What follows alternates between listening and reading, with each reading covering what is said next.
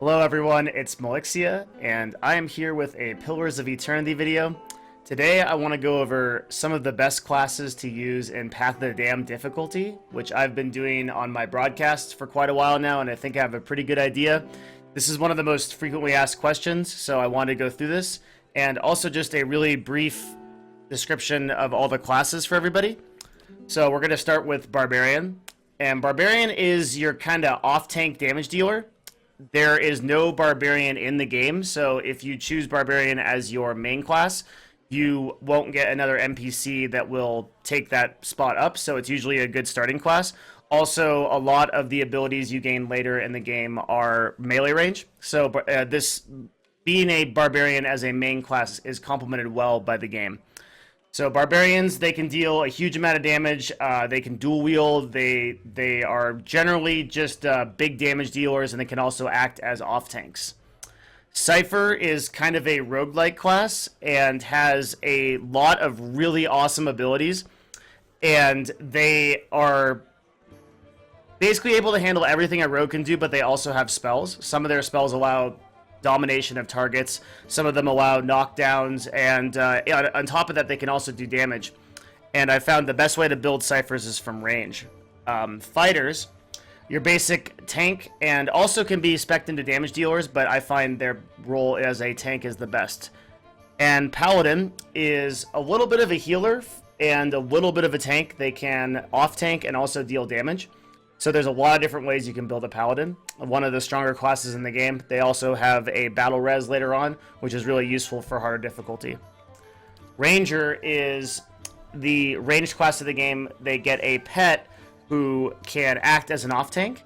And a lot of people have some issues with Rangers. They say they don't do as much damage as other classes. I've found that when they're built right, they are pretty good. And they can definitely be used as a ranged damage dealer in exchange for any other DPS class. They're quite well. Wizard. Wizard is not liked in this game. A lot of people don't like Wizard, and that's because they start off pretty weak.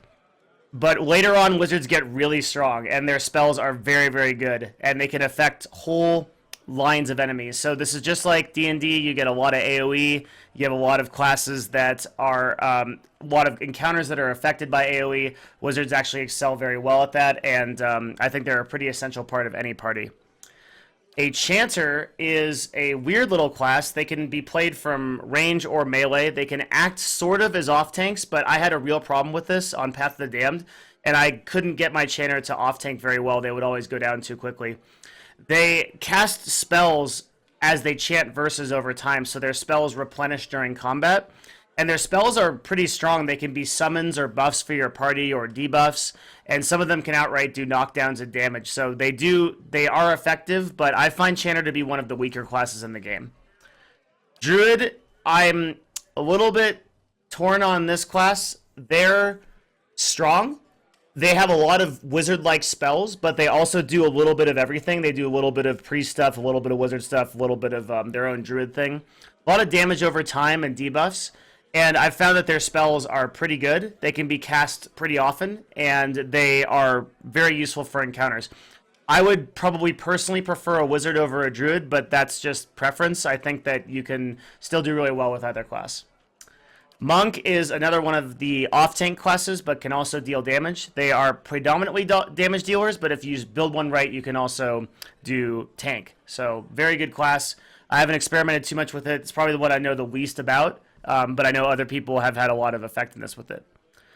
Priest is a class that buffs your party, debuffs the enemy, and has just incredible applications. In my opinion, the all-around best class in the game. Priest is awesome. They have so many good spells that affect the fight, often in ways that you wouldn't suspect.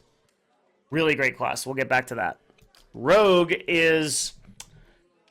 At first, I played with a Rogue through Path of the Damned for a long time, and I like the damage they deal with two weapons. But once I got used to the Cypher, I didn't think Rogue was as useful. They have some cool abilities, but I don't think that they come into their own like they do in D&D in this game. So Rogue is, we'll talk a little bit more like Rogue as when we structure the Path of the Damned classes. So what I'm going to tell you now is what I think is the most powerful classes for Path of the Dam and the most powerful party composition. Starting with the first, which is you need a main tank. For Path of the Damned, you're going to have a lot of situations where a huge encounter is rushing at you. You're going to need to be able to engage as many targets as possible. So as a fighter, you can build a lot of deflection and a lot of resistances. I recommend by level 9, definitely get the Mental Fortress ability on fighter, just to be able to resist charms and dominates. Is one of the most difficult parts of this game, is dealing with people that can charm. And your fighter is going to be your tank. Even on Path of the Damned, my guy never goes down. I almost can't remember an encounter where he goes down. They have crazy amounts of endurance when they're built right, so just build them with heavy armor and get a pure tank in there. And that's your first class, I think. Pretty much has to be fighter. You can do a main tank paladin, or maybe even a monk if you want to be fun with it. Maybe even a druid if you want to be really fun with it. But I would definitely recommend a fighter for any kind of like normal Path of the Damned playthrough. If you're not doing anything special, I think that's one of the core classes. Secondly, you'll need to choose an off-tank. So your off-tank can be one of 3 classes. I think either a barbarian, if you want your off-tank to do more damage, or a monk. Or my favorite and recommended one is a paladin. Paladins have a lot of utility heals, and they can also be equipped with 2-handed weapons and deal a ton of damage. They also have a ability called Flames of Devotion, I think, which is an ability activated on a weapon, and when you hit with a 2-hander and you cleave, it does so much damage. So Paladin is really good. They can also heal other party members in a clutch. So I love Paladin for my off tank. They do the damage they need, but they also have enough endurance that they can tank a lot of the tough fights. So what I usually do is I'll put my fighter and my Paladin in the front, and I'll try to create a bottleneck. And whenever all the enemies rush in, they'll just grab aggro, and the rest of my guys will deal damage from behind. So we're at fighter and Paladin, and the third class I would recommend is Priest. This is pretty much non-negotiable. You can run a Path of the Damned party without a Priest, but it's like, why? This is such a strong class and needs to be in every composition. The buffs are too damn good. They are really great damage dealers too, and I think they have some of the best damage spells in the game, which are their pillar spells, which crush and knock down, and crushing damage almost always does huge amounts of damage on all kinds of targets, but their spells are just too good. They have all kinds of great heals, amazing utility, can cast all the time, and they have a lot of innate abilities you can use every fight, which deal damage to opponents, buff you and heal you, and can debuff other opponents. So amazing class. Include a priest in your party no matter what you do. Now you'll need a roguelike class, so I recommend Cypher. You can choose Cypher, Ranger, or Rogue for this, but there's no real reason to choose Ranger or Rogue, and I'll kind of get to that why in a minute. Cypher has so many abilities that can control a fight and provide utility for your team. Particularly at really high levels, they can do AoE knockdowns, and they're so useful in very difficult encounters. Like if you're at Odd Nua, which is a dungeon that's super hard to deal with, Cypher is like invaluable there. And so what you want to do is you want to level a Cypher up, and you want to have that Cypher be spec'd in mechanics. So take a little bit in stealth, but most of your points should be in mechanics, and your Cypher is going to be able to act just as good as any other rogue and wizard. And if you want to get a lot of focus on a Cypher, which means Cyphers use an ability called Focus, which is every time you damage a target, you get a little bit of focus back, which then powers your spells.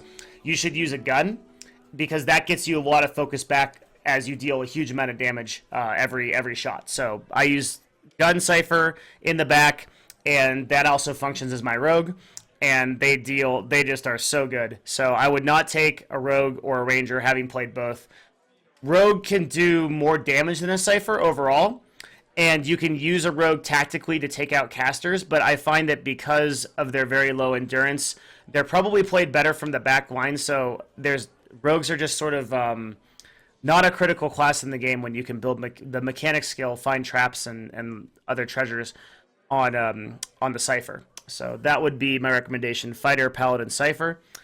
And Priest, so that brings us to 4. So now you have 2 choices for damage dealing and utility. In my opinion, these should both be caster classes. So if I could redo it, I think I'd probably do a wizard and a druid. But I actually, in my Path of the Damned party, have 2 wizards, and I like it a lot. Druid provides a little bit more utility than that, so you could do wizard, druid, or even 2 druids.